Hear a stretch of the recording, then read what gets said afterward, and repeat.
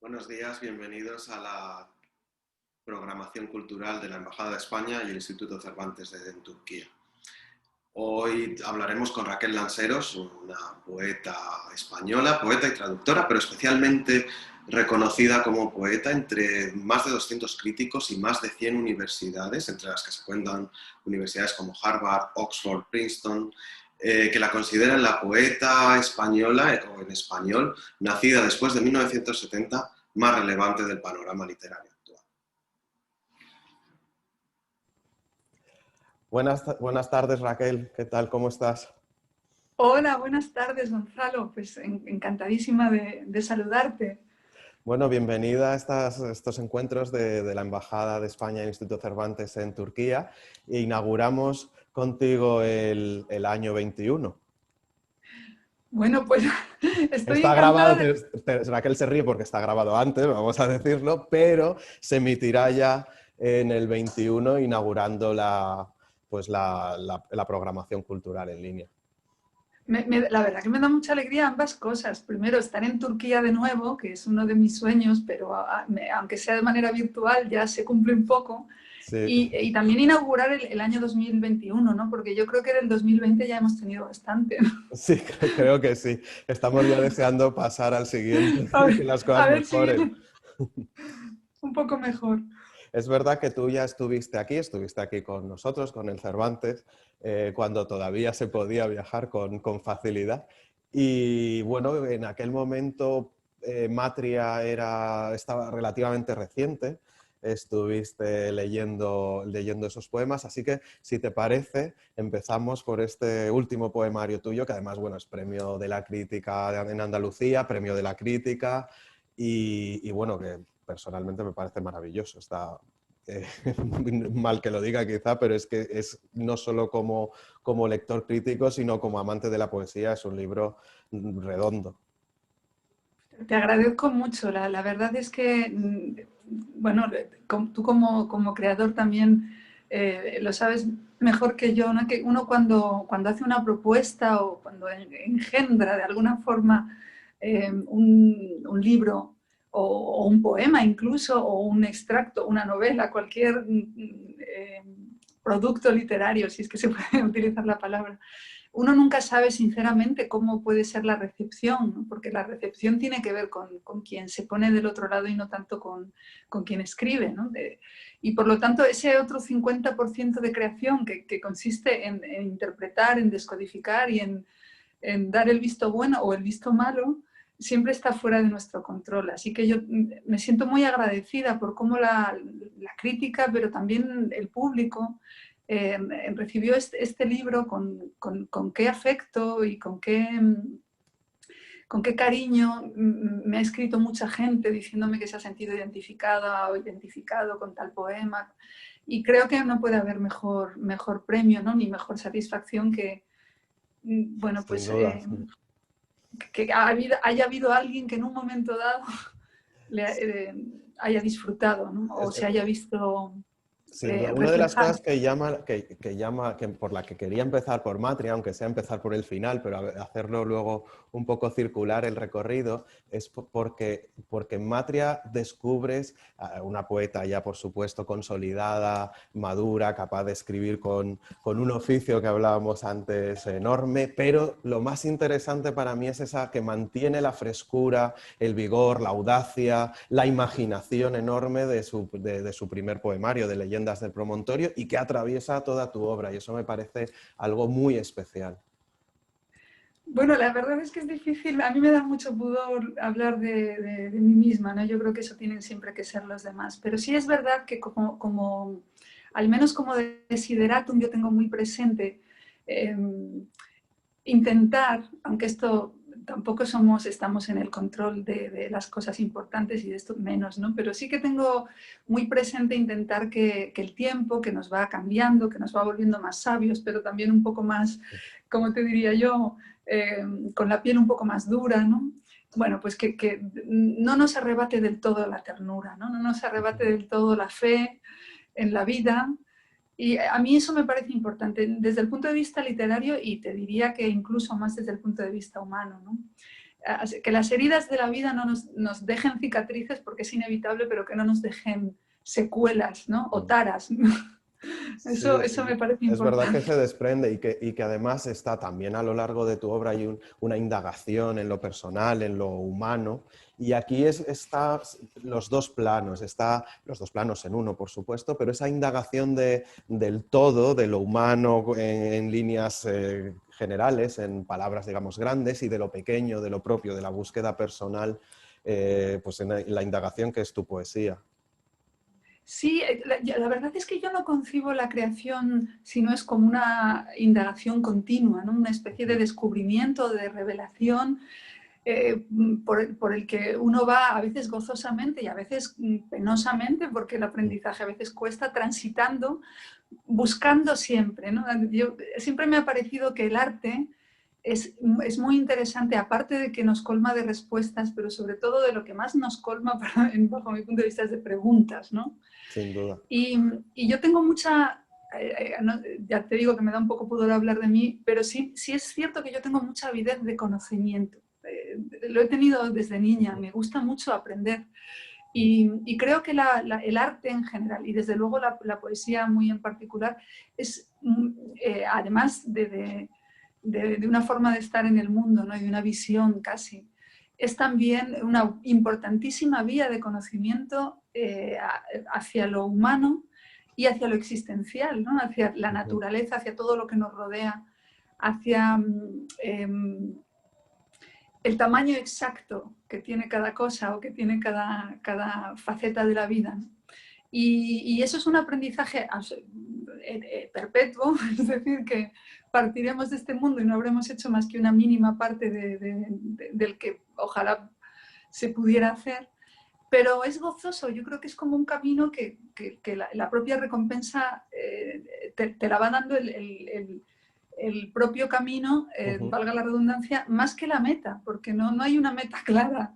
Sí, es verdad, quizá la meta El de hecho es tránsito. incierta y nunca sabes que has llegado, en cambio el camino sí que te da esa posibilidad, ese recorrido de satisfacción y búsqueda. Y por eso la verdad es que digamos que la poesía, bueno, como todos nosotros sabemos, no encaja muy bien con ¿cómo te diría yo? Con el paradigma social en el que nos movemos. Y no ha encajado bien nunca. Por ejemplo, yo el otro día que estaba haciendo una investigación sobre poetas hispanoamericanos del siglo XIX y me di cuenta de la cantidad de suicidas, ¿no? Por ejemplo. Y de pronto eso es una señal de que el ser poético, el ser poeticus, o la forma de entender la vida de manera idealista, de manera sensible, ha estado siempre enfrentada a un statu quo que es muy rígido, que es muy excluyente. Entonces, los poetas nunca se han sentido completamente adaptados en general, ¿no? Hablo. Sí, quizá Y por eso la búsqueda a través de la poesía o de la escritura en general, de esa forma de vivir más veces y de preguntarse por la propia vida. sin duda, exacto. Pero es una forma de multiplicarse, ¿no? De extraer el máximo sentido posible dentro de la forzosa brevedad de esta vida, ¿no? Así que sí, la poesía es toda una aventura en realidad. Y fíjate que yo tengo la sensación, Gonzalo, esa es una sensación que estoy teniendo cada vez más clara. Hay muy pocas certezas en poesía, hay una cantidad inmensa de incertidumbres, pero una de las certezas que yo estoy adquiriendo últimamente de una forma muy precisa es que cada vez me parece más compleja. Cada vez yo me siento más pequeña ante algo como la poesía, que es casi un elemento cósmico que tiene que ver con la humanidad entera, que tiene que ver con la propia vida y que tiene que ver con nuestra manera de comunicarnos, que es milenaria, que tiene sus orígenes en los albores desconocidos de la historia y que nos pertenece a todos por igual, que nadie es el dueño. Vamos, a nadie con dos dedos de frente se le ocurre osar, ¿no? Pensarlo, pero creo que es más bien un servicio, una voluntad de servicio que nosotros tenemos para con esa realidad inabarcable que se llama poesía, lo Sí, máximo que podemos llegar a hacer. Es verdad, porque además estoy totalmente de acuerdo, porque además la poesía en particular, la literatura en general, yo creo que viniendo de todo lo que explicabas, al fin y al cabo es lo que nos convierte en seres humanos. Yo creo que es lo más cercano a la existencia humana que hay. Estoy de acuerdo. Es que es más, el otro día en una cosa de la radio me preguntaban, ¿tú crees que la poesía está en peligro? Y yo les decía, estamos mucho más en peligro nosotros que la Sí, poesía. Es decir, mientras, es verdad. lo dijo Becker, ¿no? Mm, Mientras haya un misterio que la ciencia alcanzar no descubra, habrá poesía. Mientras haya una mujer hermosa, él decía, no, bueno, mientras haya una flor. mm. Es decir, mientras haya vida, podrá no haber poetas, pero siempre Pero habrá habrá poesía. poesía, es cierto. Él, entonces, yo creo que la poesía está planeando, está presente y nosotros a lo máximo que podemos alcanzar es a veces a desplegar una antena en la dirección correcta y Mm. captarla, que no es fácil, Que ¿no? no es fácil, desde luego. Pero ella Mm. está, independientemente de que nosotros tengamos la suerte o el acierto de verla o no. Pues si te parece leer algo de Matria y seguimos con lo que Pues tú quieras y seguimos con el recorrido circular. Pues mira, voy a leer, si te parece bien, Gonzalo, el primer poema de Matria, porque como hemos estado hablando precisamente ahora de los interrogantes que nos plantea la poesía y hemos estado hablando de esas virtudes de la inteligencia humana que tienen que ver con el vigor y con las ganas de vivir y con la curiosidad, pues bueno, para nosotros dos en particular y para todos los que nos escuchan, les dedico La loca más cuerda. Muchas gracias. ¿Quién es el ser humano más libre de la tierra? ¿Quién es capaz de nacer más de una vez? ¿Quién habla con los árboles? ¿Quién llueve? ¿Quién viaja hasta el umbral de otra galaxia? ¿Quién comparte las aguas con las ninfas? ¿Quién ambiciona un tiempo sin subordinación? ¿Quién traspasa un espejo? ¿Quién es el espejo? ¿Quién brinda con Ulises en el puerto de Ítaca? ¿Quién sobrevive ileso a una tormenta dentro del corazón? ¿Quién desposa al destino? ¿Quién corteja a la muerte? ¿Quién emprende una gesta a unas sabiendas de una derrota cierta? ¿Quién para con su mano los relámpagos de un dios? ¿Quién sueña con androides que soñaban con ovejas eléctricas? ¿Quién ha visto su alma? ¿Quién vence a los molinos? ¿Quién tiene largos trenes recorriendo la estepa de sus venas? ¿Con quién es comparable la belleza del fuego? ¿A quién le pertenece lo que no es de nadie? ¿Por quién siguen doblando las campanas? ¿Quién puede competir con la imaginación? Muchas gracias, Raquel, maravilloso. Te agradezco mucho. No, es verdad, bueno, y es un poema que conozco bien, porque he leído tu libro bastantes veces, precisamente por eso, porque es una búsqueda y una reflexión sobre el mundo y sobre uno mismo. Y este poema lo deja patente. Y de ahí, fíjate, quería saltar ahora al principio de la Sí. Raquel que publica, no necesariamente de la Raquel poeta, pero sí de la que publica. Y ya esas leyendas del promontorio en las que empieza a verse quién es la Raquel poeta. Pues fíjate que de las leyendas del promontorio, que a mí es un título que me sigue gustando, quizás tiene Yo creo que es un esa muy buen naivete. título. Sí, tiene ese toque de naivete, ¿no? Pero, pero me sigo identificando con ese título, ¿no? Porque al fin y al cabo todos son leyendas y nuestra visión siempre está en un promontorio, que somos nosotros mismos. Pero se ha cumplido ahora, bueno, vamos a estar en 2021 cuando esto se emita, pero en diciembre se han cumplido 15 años de esas leyendas del promontorio, que una chica que no conocía nada del mundo de la literatura, digo de los engranajes del sistema de publicación, editorial, etcétera, pero que era una lectora compulsiva desde su casa, que en aquel momento era Murcia, pues envía a una asociación de lectores que estaban en Villanueva de la Cañada, un pueblo en la provincia de Madrid.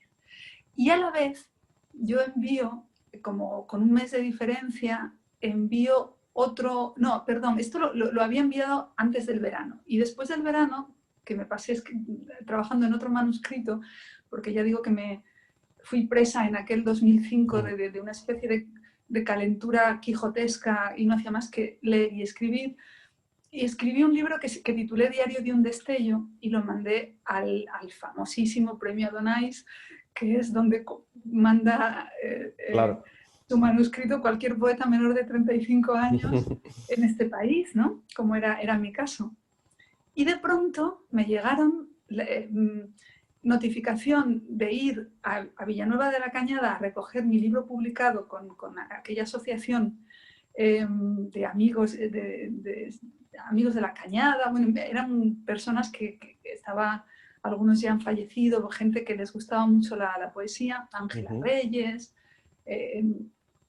Y al día siguiente tenía que ir a Casa de América porque se fallaba el Premio Adonais, que siempre se falla en diciembre.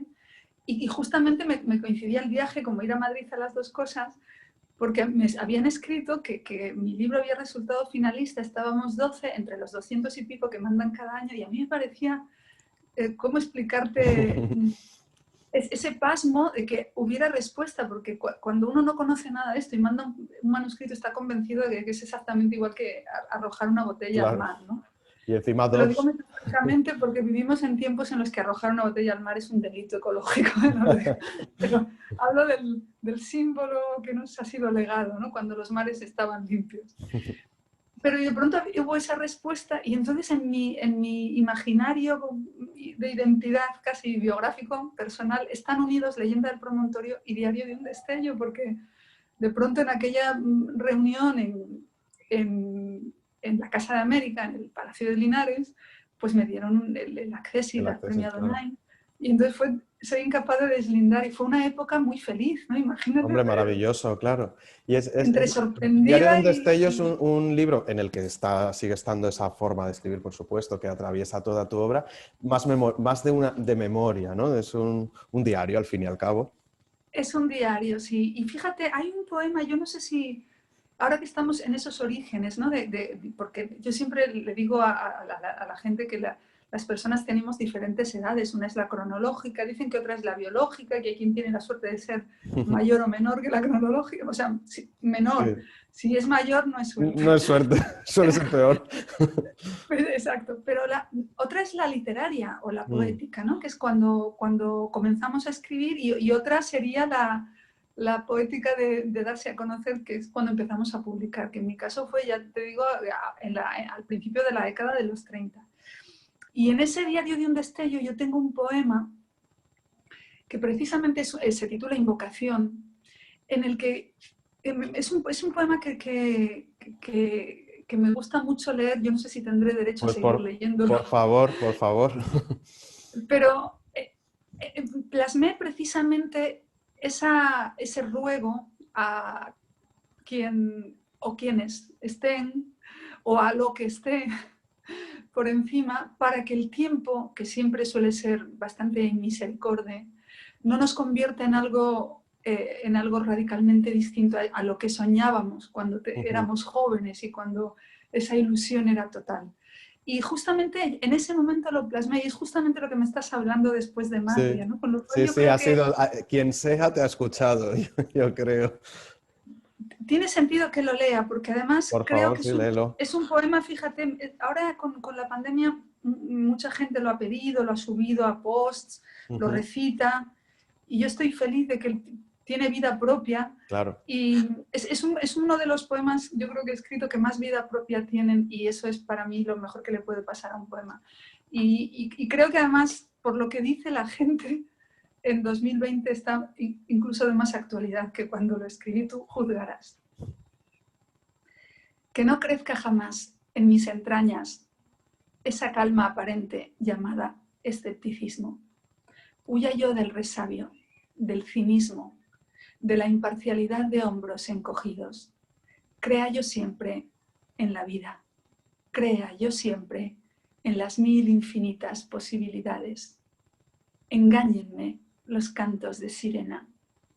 Tenga mi alma siempre un pellizco de ingenua, que nunca se parezca mi epidermis a la piel de un paquidermo inconmovible, helado. Lloré yo todavía por sueños imposibles, por amores prohibidos, por fantasías de niña hechas añicos. Huya yo del realismo encorsetado. Consérvense en mis labios las canciones, muchas y muy ruidosas y con muchos acordes, por si vinieran tiempos de silencio. Sí, me parece maravilloso y lo conocía porque, si no me equivoco, este está en tu web. Es uno de los que Sí, sí, sí, tienes. sí, sí, sí, sí, Sí. sí. Y además, yo creo que de todos los poemas que yo he escrito es el que, el que yo noto que tiene más feedback de gente que lo sube constantemente, que tiene 15 años Pero y la gente... porque estoy totalmente de acuerdo. Sin duda es un poema con el que sentirse identificado, o por lo menos al que implorar que así sea. En contra, y como decías, en contra de lo que sucede en general en la sociedad, en una sociedad más pragmática, más de lucha, digamos, que te dice que no, que consigas adquirir esa piel de paquidermo y que conozcas la vida y estés ya casi de vuelta de todo. Y yo creo que es justo al revés, es lo que tú dices. Yo creo que el verdadero mérito, no digo que conocer la vida no sea algo meritorio, pero conocerla y conservar la esencia, eso sí que a mí me admira. Y veo ancianos y ancianas que lo han logrado, ¿eh? Y Sí. para mí ellos son el ejemplo a seguir. Sí, sí, sí. No, es verdad que es el ejemplo. Es cierto que a veces eso es más doloroso, porque claro, sigues con ese dolor del niño que no consigue algo, pero sin duda también es mucho más hermoso y más especial, y te despierta la imaginación y la ilusión, o la mantiene. Fíjate que los héroes mitológicos griegos, nosotros que venimos de esa cultura, siempre eran personajes con la piel fina. Nunca eran personajes endurecidos. Y a mí eso me parece muy curioso. Eran personajes muy humanos, con toda suerte de debilidades y de vicios, como somos los seres humanos, precisamente por eso son tan adorables, ¿no? Pero sí tenían la piel fina, nunca tenían adormecida la sensibilidad, o sea, no estaban anestesiados, estaban vivos hasta el final. Y yo creo que eso es lo que los hace tan heroicos, porque hay que ser muy valiente, ¿eh?, para vivir Sí, sin no, yo anestesia. iba a decir lo mismo. Creo que en realidad son precisamente los héroes que son, pues en gran medida gracias a eso. Porque al final, si no, con un cinismo, un escepticismo en las manos, pues te quedas en casa.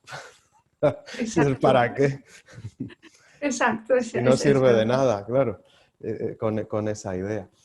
Y siguiendo con el recorrido, porque luego pues combínalos como quieras, como para no alargarnos y no tenerte. Después nos llegan Los ojos de la niebla, Croniria y Las pequeñas espinas son pequeñas, que hasta llegar a Matria, y esto, perdona que los mezcle así, pero No, no, para que tú los perfecto. combines como te pareces, donde vemos también esa reflexión sobre la vida propia, es entre lo pequeño importante, lo pequeño es hermoso, como decía el famoso libro, y lo grande como propio también, aparte de siempre con esa misma frescura que, como pedías en el poema, te aseguro como lector que mantienes.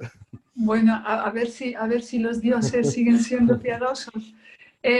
Fíjate, a mí también, efectivamente, yo estoy de acuerdo en todo lo que tú dices, me identifico mucho con tu análisis y creo que también está bastante presente, me da la sensación, por lo menos yo lo siento así, no sé si está reflejado o no, el factor tiempo, ¿no? Sí. Como el factor tiempo como elemento constituyente de la propia existencia y por lo tanto que modifica y que regula y que gobierna todo lo que tiene que ver con la vida humana, está también muy presente en mis meditaciones siempre, ¿no?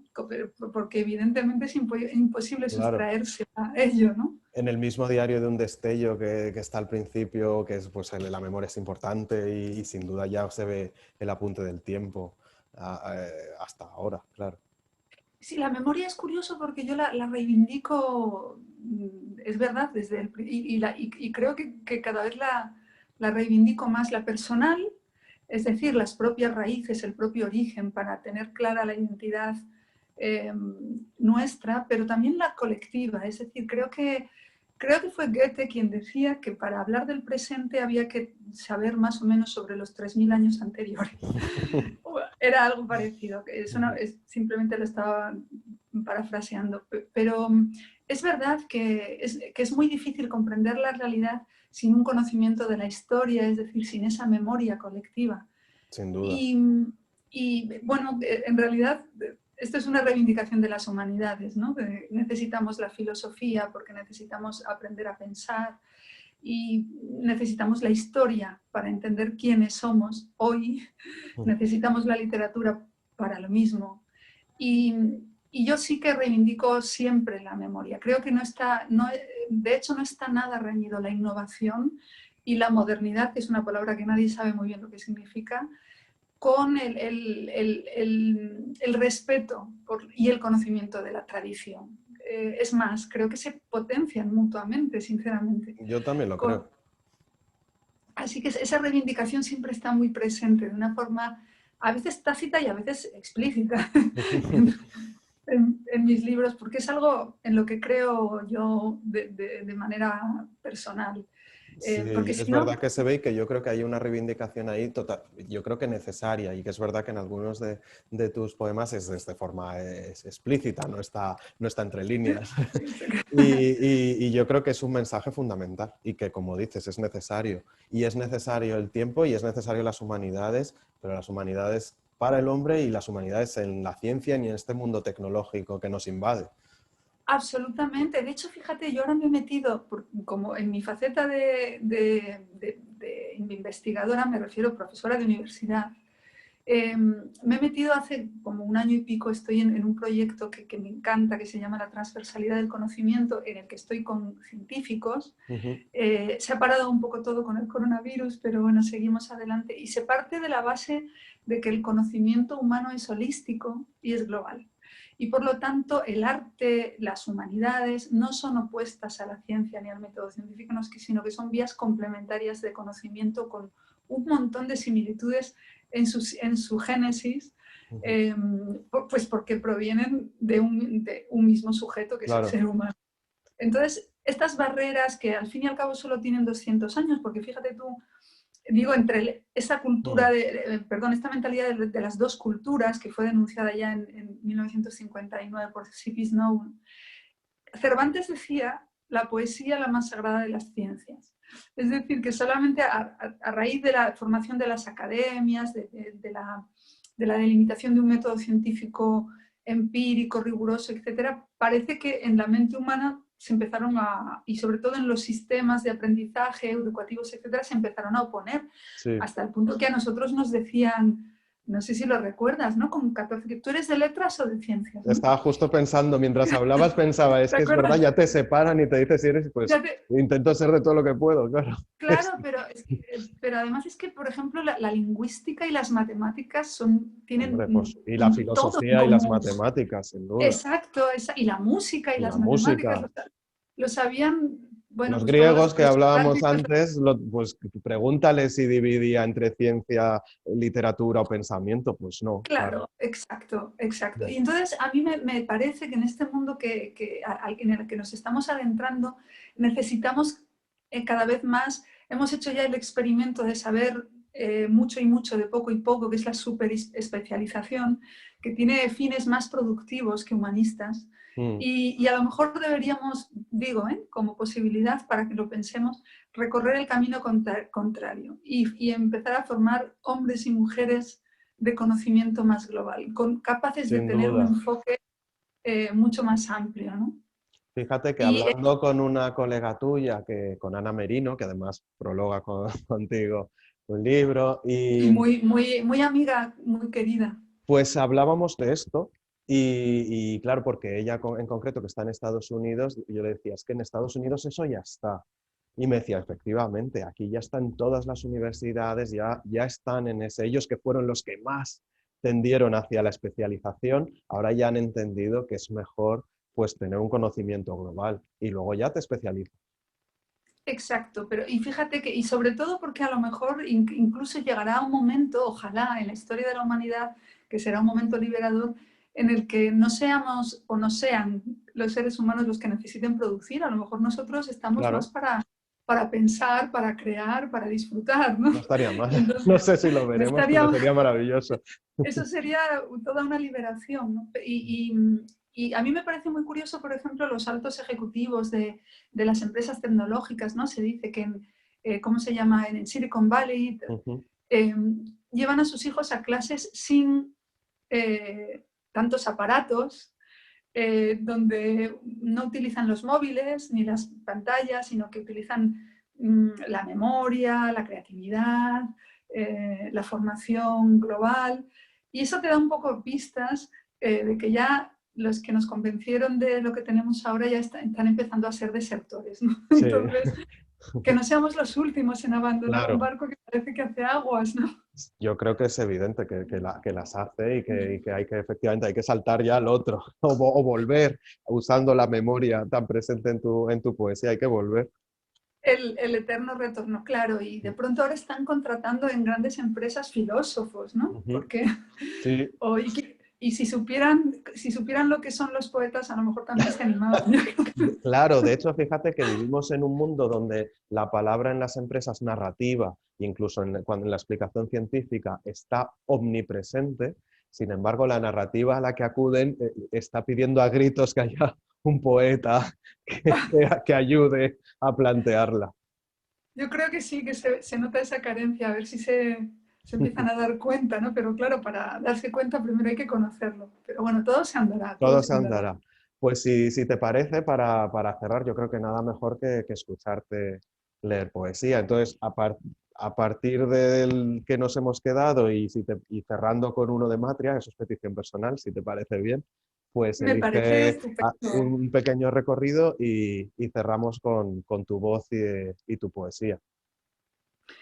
Pues entonces, si te parece, entonces cerramos con un poema de Matria. Ujú. O prefieres que lea algún poema corto de estos que están en medio. Es que no sé muy bien cómo vamos de tiempo. Lo que tú decidas, eso es lo que nos Mira, parece vamos a bien. hacer una cosa. Vamos a compartir un poema de Croniria que está como en medio, que es Perfecto. muy breve, que también es el umbral al libro, que se titula A las órdenes del viento y tiene que ver con lo que estamos hablando, porque en ese momento yo lo dediqué a todos los que sienten que no están al mando. Y no puse que no estamos porque tampoco era cuestión de... Pero yo estoy convencida de que lo que controlamos es muy poco. Y a las órdenes del viento decía así: me habría gustado ser discípula de Ícaro. Hubiera sido hermoso festejar las bodas de Calixto y Melibea. Me habría gustado ser un hitita ante la reina Nefertari, el joven Werther en Río de Janeiro, la deslumbrante dama sevillana por la que don José rechazó a Carmen. Yo quisiera haber sido el huerto del poeta, con su verde árbol y su pozo blanco, el inspector fiscal con el que conversara Mayakovsky. Me habría gustado amarte, te lo juro, solo que muchas veces la voluntad no basta. Y ese era Las órdenes del viento. Fíjate que sirve, es irte escuchando, sirve para ir entendiendo precisamente para aquellos que todavía no te hayan leído. Por cierto, voy a hacer una interrupción para decir, por favor, lean y compren los libros y lean los libros de Raquel y empiecen, sino por visitar su web, por raquellanceros.com.es. .com, que además ahora la voy a remozar, o sea que para 2021 va a estar nuevecita y actualizada. Pues que sirva de entrada a luego, yo personalmente, para mí no hay nada como tener un libro de papel entre las manos, pero eso cada uno que elija, que al fin y al cabo lo importante es el poema. Es Y verdad, la poesía acepta todos los soportes, ¿no? Sí, y bueno, pues dicho eso, el que has leído ahora de Croniria y con los que va viendo esa trayectoria en la que va modificando la voz, pero sobre la misma base y la misma búsqueda y siempre reconocible. La verdad que me alegra mucho, que es difícil reconocerlo eso, pero bueno, si tú tienes esa percepción, yo te agradezco mucho. No, Yo quisiera ahora es más terminar difícil desde dentro, pero más fácil desde fuera. Y si te parece, yo ya así ya me callo y acabamos con contigo un poema. recitando. Te despido, te doy las gracias y dejo Bueno, que cierres con la poesía, que es lo más importante. no, soy yo quien agradece, porque es un lujo siempre charlar contigo y es una gran oportunidad de estar en la Embajada de España en Turquía y con el Instituto Cervantes de Estambul y hablando de poesía, no se puede pedir más. Y este es un poema de Matria que precisamente habla de todas estas disquisiciones sobre el propio lenguaje que también hemos estado teniendo hoy. Y el poema es una mezcla de veras y serio, perdón, de veras y bromas, titulado La lengua necesita una escapada. Y esto es lo que yo creo que si pudiera hablar la lengua diría, una posibilidad de las miles que hay. Descansando un momento del ruido, con la mano se aparta el sudor. Agotada de utilitarismo, saturada de trivialidad, vuelve a ser el motor primigenio que toma conciencia. Le horrorizan los mismos epítetos, las idénticas cartas de amor. Sueña con adjetivos exóticos, con orillas de verbos abiertos, alejadas del tedio mimético y el lugar común. El lenguaje se mira al espejo, que refleja vigor y belleza. Se acaricia el armónico torso, se despoja de ropajes viejos, armoniza al concierto del cosmos su respiración. Durante unos instantes es libre, fuerte, joven, poderoso y pleno, sin grilletes de usuarios insulsos, sin el yugo de la menudencia. Se sumerge en su lago sonoro, donde es Dios del país de la idea, y reencuentra el calor de su amada, por fin, la poesía.